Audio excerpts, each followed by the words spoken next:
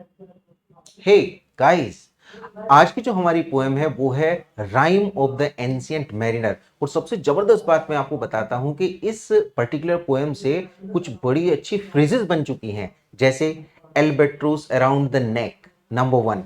Number two we see water water everywhere but not a drop to drink. जबरदस्त lines हैं, means ये phrase बन चुकी हैं, एडियम्स बन चुकी हैं। तो हम जरा देखते हैं कि इस rhyme of the ancient mariner में बेसिकली है क्या। एक्चुअली ये पब्लिश हुई थी 1798 में, लिरिकल बैलेट्स में। जिन्होंने किसको लेड किया, it had been the advent of the romantic era. तो रोमांटिक एरा की शुरुआत ही इससे होती है। और ये lyrical ballads basically combined work था किसका, विलियम वर्ड्सवर्थ का and also Samuel Taylor Coleridge यानी एसटी कॉलरिज का। रोमांटिक सीजन हम देखते हैं यहां शुरू होता है। इसका मीन्स हम सबसे पहले देखते हैं यहां पे नेचर तो जरूर होगी, 100% नेचर यहां पे है। मैं आपको बता दूं, ह्यूमन बीइंग जो भी वर्क करता है अपनी जिंदगी में, उसमें नेचर का क्या रोल है, या फिर अगर हम नेचर के साथ छेड़छाड़ करते हैं तो हमें उसका क्या रिप्लाई मिलता है, हमें क्या कॉन्सिक्वेंसेस झेलने पड़ते हैं, इसी पे बेस ये कहानी है।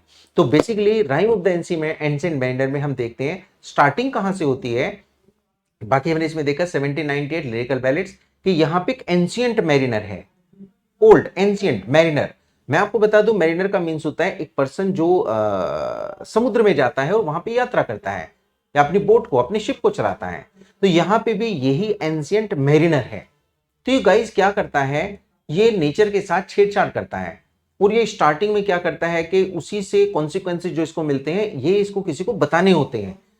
अगर ये नहीं बताएगा तो कर्ज इसके ही ऊपर रहेगा, यानी कि जो श्राप इसको मिला है वो इसके ऊपर ही रहेगा। तो स्टार्टिंग करते हैं इसकी और जरा देखते हैं यहाँ पे पार्ट वन में। मैं आपको बता दूं 625 लाइंस हैं, लिरिकल बैलेड है। और इसमें देखिए तो लॉन्गेस्ट वन है, one of the longest one. Starting ancient mariner से होती है, टोटल 7 पार्ट्स में है। तो हम जरा देखते हैं फर्स्ट पार्ट में। It is an ancient mariner, first line को आप देखेंगे यहाँ पे, ये फर्स्ट लाइन आपको दिखाई देगी। It is an ancient mariner and he stopped one of three. One of three का मतलब है वो 3 गेस्ट को रोकता है। एक्चुअली 3 गेस्ट जा रहे हैं, जो कि कौन है, वेडिंग गेस्ट हैं, मतलब उन्हें एक शादी में जाना है। अब आप ध्यान से देखो, अगर शादी में कोई पर्सन जा रहा है या वेडिंग गेस्ट है, तो उस बेचारे की नजर कहाँ पे होगी, उस बेचारे की नजर खाने पे होगी बढ़िया तरह से। और वो भी तब जब एक पर्सन उस घर का, उस फैमिली का एक मुख्य मेंबर हो। तो ये वहां पे मुख्य है, इस बात को बताता है। तो उन 3 में से एक को रोक लेता है, बाकी 2 निकल जाते हैं और उसे अपनी कहानी बतानी शुरू करता है। मैं आपको बता दूं, ये वेडिंग गेस्ट रुकना नहीं चाहता, लेकिन क्यों रुक जाता है, क्योंकि वो देखता है, इमेजरी यहां पे दी गई है, लॉन्ग बियर्डेड यानी कि लंबी दाढ़ी वाले एंशिएंट मैरिनर को, एंड इज शाइनिंग आईज, ये दिया है यहाँ पे। अगर हम देखेंगे तो इसमें लिया है long grey beard and glittering eye, उसकी आंखें चमक रही हैं, यानी कि वो हाइप्नोटाइज करता है उसको, एक तरह से सम्मोहित कर लेता है। अब वो रुक गया है, वेडिंग गेस्ट रुक गया, उसकी कहानी सुनता है। और वो शुरुआत देखो कहां से करता है, आगे देखेंगे हम, इसमें लिखा है and lessons like a 3 years child. Simile का यहाँ पे यूज हुआ है, यानी कि वो 3 साल के बच्चे की तरह से बैठ के सुनने लगता है, क्योंकि क्यूरियोसिटी आ जाती है। कहां से स्टार्टिंग की, ये लाइन हम देखेंगे, इस लाइन में यहाँ पे ये जरा चेक करेंगे यहाँ पे। The ship was cheered, the harbour cleared, मतलब शिप शुरू हुआ और हार्बर जो था वहां पे क्लियर हो गया, मतलब उससे निकल पड़ा जहाज। अब जहाज कैसे कैसे चलता है वो सारी की सारी बातें इमेजरी के थ्रू दिखाई गई हैं। इतना जबरदस्त इमेजरी है कि हमें एक एक स्टेप दिखाई देता है, कहां पे क्या है, शिप कहां पे है, पानी कितना है, किस तरह से वो चल रहा है, किस किस जगह के पास से चल रहा है, सन हमारे कितने ऊपर है, उसकी किस प्रकार की, किस तरह की शेडोज हैं। Perfect imagery is there. यानी हम देखें तो Samuel Taylor Coleridge has done wonderful thing. आगे हम देखते हैं इसमें merrily did we drop, merrily did we drop slow the below the kirk below the hill, right. यानी कि वहां पे इमेजरी है किस किस तरह से हम किर्क के नीचे से स्लो स्लो चले और किस तरह से आगे बढ़े। फिर आगे देखते हैं higher and higher every day. अब आगे देखो till over the mast at noon. अब ध्यान से देखो कि ये साउथ से किस तरफ बढ़ रहा है, ये बढ़ रहा है इक्वेटर की तरफ। यानी कि हमें पता चल रहा है, क्योंकि अगर सन हमारे ऊपर आ जाता है नून में, यानी कि सर के ऊपर, तो कौन सी जगह है, इक्वेटर है, और वो भी नून के टाइम की बात है। इसका मतलब इक्वेटर की तरफ पहुंच रहे हैं। आगे ये कहता है the wedding guest here beat his breast, वो मतलब अपनी ब्रेस्ट को बीट करता है कि यार नहीं सुननी मुझे कहानी, लेकिन वो उसे बताता है कि तुम सुनो। अब देखो आगे क्या होता है, इसके बाद वो शुरू करता है नाउ द स्टॉर्म ब्लास्ट केम, यानी कि यहां से थ्रिल, हॉरर, सस्पेंस इमेज और हम देखें तो डरावनी चीजें शुरू हो जाती, स्कैरी थिंग्स स्टार्ट्स। यहाँ पे स्टॉर्म ब्लास्ट होता है, स्टॉर्म आया और स्टॉर्म ने क्या किया, एंड वॉज टायरेनस एंड स्ट्रॉन्ग, बड़ा स्ट्रॉन्ग था, टायरेनस था, और उसने उस शिप को कहा, साउथ की तरफ ले गया। अब देखो साउथ की तरफ जाने से क्या हुआ कि साउथ में हम देखते हैं आर्कटिक ओशन है, वहां पे वो फंस जाता है ना। आगे लाइंस लिखे, the ship drove fast loud towards the roared the blast and southward aye we fled, का मतलब वो साउथ की तरफ पहुंच गए। अब वहां पे जाके फंस जाता है। आगे हम लाइंस देखते हैं नीचे की तरफ, the ice was all around between, हर जगह पे आइस ही आइस था। ये इधर जाते हैं सबसे लास्ट में और देखते हैं, the ice was all around, हर जगह पे आइस था। आर्कटिक ओशन है तो ऑब्वियसली आइस होगा, और उन आइस की आवाज भी वहां पे हो रही है। नीचे की तरफ हम आते हैं और देखते हैं इसमें सबसे इंपॉर्टेंट चीज, ये जो बच्चों आप ऊपर देख रहे हैं लाइंस में ऊपर की तरफ, एल्बेट्रूस। यहां पे इंट्रोडक्शन देखते हैं एक बर्ड का, जो कि स्पिरिचुअल बर्ड यहां पे दिखाई गई है, एक एल्बेट्रूस आती है। रीजन क्या है उसके पीछे, क्योंकि अब जगह पे फंसी है तो उसे रास्ता दिखाने के लिए कोई ना कोई बर्ड होती है, वो एल्बेट्रूस बर्ड वहां पे है।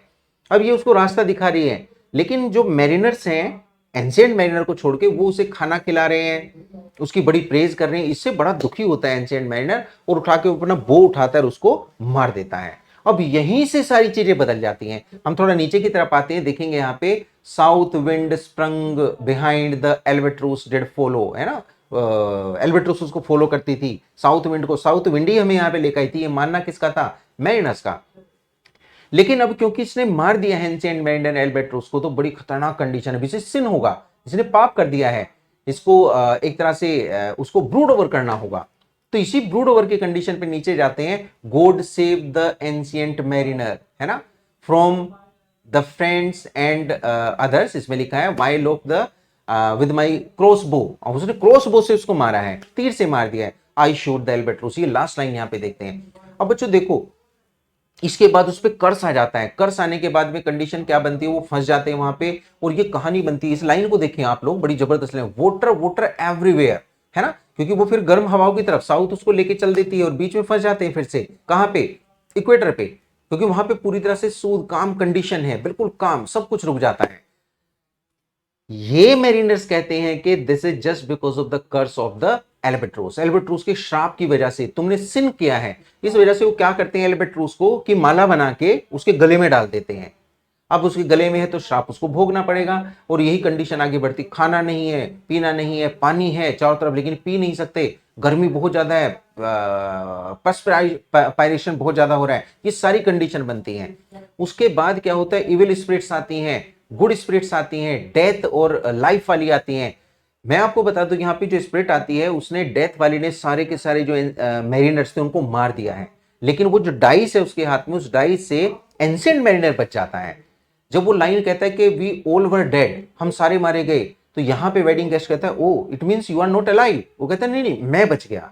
अब यहां से फिर कहानी बन जाती है, ज़ॉम्बीज आते हैं, ज़ॉम्बीज आते हैं, उनसे डर लगता है, वहां पे तरह तरह के डिफरेंट एनिमल्स हैं, सी एनिमल्स, उसमें डर लगता है। बड़ी बात क्या होती है कि इसके बाद में एल्बेट्रूस जब वो उन एनिमल्स को प्रेज करता है, तो उसके गले से वो एल्बेट्रूस टूट के गिर जाती है, और जैसे ही वो गिरती है उसके बाद में वो कर्स जो होता है कम होने लगता है। क्या होता है, तभी बारिश होती है, बारिश से उनको थोड़ा पानी भी मिल जाता है, उनको थोड़ी चेतना मिल जाती है, कॉन्शियस हो जाते हैं, मैरिनर्स खड़े हो जाते हैं लाइक द ज़ॉम्बीज, और वो बहुत तेजी से शिप को चलाने लगते हैं, और चला के कहां पे लेके जाते हैं, किनारे की तरफ ले जाते हैं। अब गाइस देखेंगे किनारे पे उनको एक स्पिरिट मिलती है ना, जिसे पोलर स्पिरिट यहां पे कहा गया है। वो पोलर स्पिरिट क्या करती है, बेसिकली इनको खींच के, एंशिएंट मैरिनर, क्योंकि बाकी तो नहीं जाएंगे, वो फटाक से उसको बाहर निकालते हैं, तो बाकी सब वहां पे रह गए, लेकिन एंशिएंट मैरिनर बाहर किनारे पे आ गया, यानी कि कैसे कैसे उसकी लाइफ सेव। अब वो पोलर स्पिरिट उसको बिना कुछ कहे वहां से निकल जाती है, लेकिन एक बात कहती है कि ये जो तूने देखा, ये तुझे किसी और को बताना है, अगर नहीं बताया तो ये कर्स अभी तेरे ऊपर ही रहेगा। दैट वॉज द रीजन के एंशिएंट मैरिनर ने इन वेडिंग गेस्ट को पकड़ा, उनमें से एक को ये कहानी सुनाई। उसके बाद एंशिएंट मैरिनर यहां से गायब हो जाता है, और गायब होने के बाद में कौन बचा? Wedding guest. दो तो चले गए थे, एक ही बचा था। वो एक क्या करता है, अपने घर जाता है, वो वेडिंग में नहीं जाता जबकि वो मेन था वहां पे, उनका रिलेटिव था। वो अपने घर जाता है, घर जाके वो सो जाता है एंड नेक्स्ट डे जब वो उठता है तो वो एक वाइज और ग्रेवेस्ट मैन निकलता है, का मतलब है उसमें विजडम आ जाती है, और विजडम आने के बाद ये कहानी यहाँ पे ओवर हो जाती है। तो गाइस ये टोटल हम देखें तो एक एंशिएंट मैरिनर की कहानी है। अब यहाँ पे क्या है, अगर हम इसका एक लेसन देखें तो लेसन हमें मिलता है कि हमें छोटी और बड़ी सभी चीजों को नेचर की इक्वली लेना चाहिए।